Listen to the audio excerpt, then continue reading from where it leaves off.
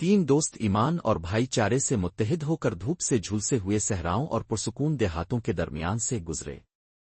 ان کا رشتہ قدیم پہاڑوں کی طرح مضبوط لگتا تھا، جو وہ گزرتے تھے کھلی جگہوں پر ان کی ہنسی گونج رہی تھی۔ اپنی روایت کے سادہ باوقار لباس میں ملبوس وہ ہر کھانے، ہر دعا اور ہر خواب میں شریک تھے۔ ان کا راستہ اتحاد کا تھا، ان کی مشترکہ اقدار اور باہمی احترام کا ثبوت تھا۔ ایک بدقسمت دن ان کا سفر انہیں ایک ویران جگہ پر لے گیا، ایک ایسی جگہ جو وقت کے ساتھ بھول گئی تھی۔ وہاں ریت میں آدھے دبے ہوئے انہوں نے ایک موسمی قدیم سینہ دریافت کیا۔ دھڑکتے دلوں کے ساتھ انہوں نے اسے کھول دیا۔ اندر ایک دم توڑ دینے والا نظارہ ان کا منتظر تھا، چمکتے ہوئے سنہری اشرفی سکوں کا ایک جھرنا روشنی سے چمکتا ہوا اس قدر شاندار لگتا تھا کہ یہ سورج ہی کو اپنی گرفت میں لے رہا ہے، جو ان کے وحشیانہ تصورات سے پرے ایک خزانہ ہے۔ اسی لمحے ایک سایہ ان کے دلوں پر چھا گیا۔ دوستی کی گرم چمک سونے کی ٹھنڈی چمک سے ٹھنڈی ہو گئی۔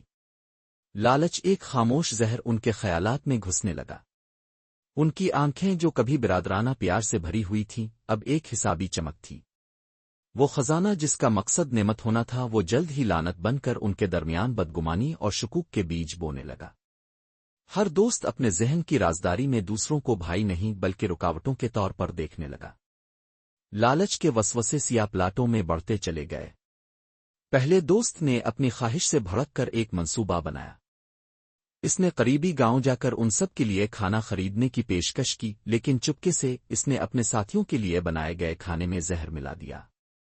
وہ واپس آیا، ایک غدارانہ مسکراہٹ اپنے مہلک ارادے کو چھپا رہی تھی، اس لمحے کا خواب دیکھ رہی تھی کہ اس کے پاس سارا خزانہ ہوگا۔ اس نے صرف سونا ہی دیکھا تھا، اندھیرے سے اندھا تھا جس نے اس کی روح کو کھا لیا تھا، لیکن وہ واحد نہیں تھا جس کے ساتھ شیطانی منصوبہ تھا۔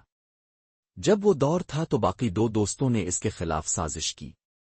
جیسے ہی وہ گاؤں سے واپس آیا، انہوں نے اس پر گھات لگائے، ان کے دل لالچ سے سخت ہو گئے۔ دھوکہ دہی کے ایک تیز وحشیانہ عمل میں انہوں نے اس کی زندگی کا خاتمہ کر دیا، یہ یقین رکھتے ہوئے کہ انہوں نے خزانہ اپنے لیے محفوظ کر لیا ہے۔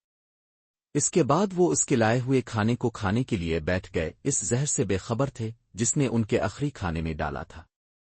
دن ڈھلتے ہی صحرائی سورج نے لمبے لمبے سائے ڈالے۔ یہ منظر گہری خاموشی اور المیہ تھا۔ تین دوست جنہوں نے اتحاد میں اپنا سفر شروع کیا تھا، اب ریت پر بے جان پڑے ہیں۔ ان کے درمیان سنہری اشرفی کا سینہ اچھوت رہا، اس کے مواد مدھم روشنی کے نیچے چمک رہے تھے۔ خزانہ ابھی بھی وہی تھا، ایک خاموش تنزیہ وصیت اس لالچ کا جس نے ان کی زندگیوں سمیت سب کچھ گنوا دیا تھا۔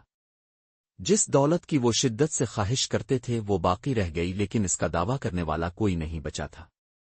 ان کی کہانی ایک سخت اور طاقتور یاد دہانی کا کام کرتی ہے، جو قرآن کی حکمت کی بازگشت کرتی ہے۔ بے شک اللہ زیادتی کرنے والوں کو پسند نہیں کرتا۔